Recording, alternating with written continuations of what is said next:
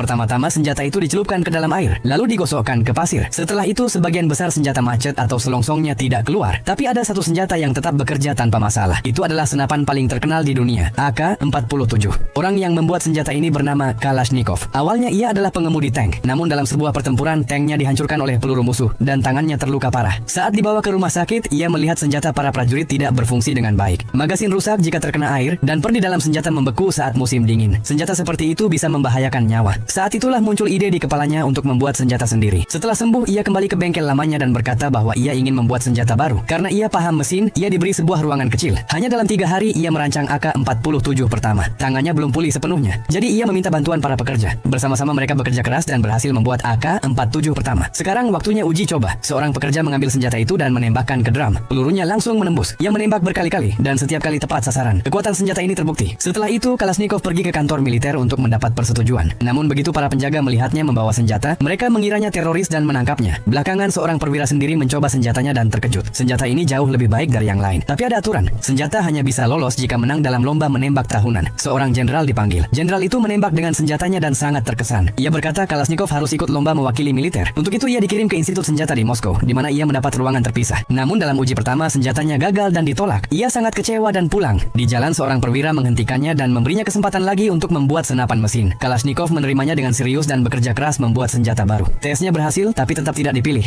Ia merasa hancur. Saat itu berita datang bahwa Jerman menyerah. Perang berakhir. Semua orang bahagia, tapi Kalashnikov sedih. Ia merasa senjatanya tidak dibutuhkan lagi. Ia menemui perwira dan berkata ingin pulang. Perwira itu diam-diam memberinya sebuah kertas yang menyatakan bahwa pembuatan senjata masih penting. Ia pun kembali bekerja. Dari kesalahan sebelumnya ia belajar dan menciptakan senjata baru. 2 tahun kemudian AK-47 baru selesai. Untuk pertama kalinya ditembakkan ke drum dan setiap peluru tepat sasaran. Ia sangat senang. Tiba-tiba para penjaga datang. Karena melakukan uji coba tanpa izin, ia ditangkap. Tapi Kalashnikov tersenyum karena yakin pada karyanya. Ia dibawa ke hadapan jenderal. Jenderal itu juga seorang perancang senjata. Kalashnikov dengan cepat membongkar senjatanya dalam hitungan detik. Semua bagian terpisah. Jenderal sangat kagum. Ia belum pernah melihat senjata yang begitu sederhana dan kuat. Jenderal itu mengizinkan AK-47 ikut kompetisi. Akhirnya lomba dimulai. Semua senjata dicelupkan ke air, lalu digulingkan di pasir. Sebagian besar senjata macet. Saat giliran AK-47 tiba, senjata itu menembak tanpa henti. Tidak ada satupun tembakan yang meleset. Kalashnikov menang dan produksi massal AK-47 dimulai. Pada tahun 1949, saat parade, ia melihat setiap prajurit membawa senjata yang ia ciptakan. Dadanya membusung dengan bangga. Walau AK-47 tidak dipakai dalam perang itu, kini lebih dari setengah negara di dunia menggunakannya. Senjata ini tidak hanya menjadi senapan paling banyak digunakan, tapi juga penyebab paling banyak kematian. Namun ingatlah, senjata tidak pernah salah. Yang salah adalah orang-orang yang menyalahgunakannya.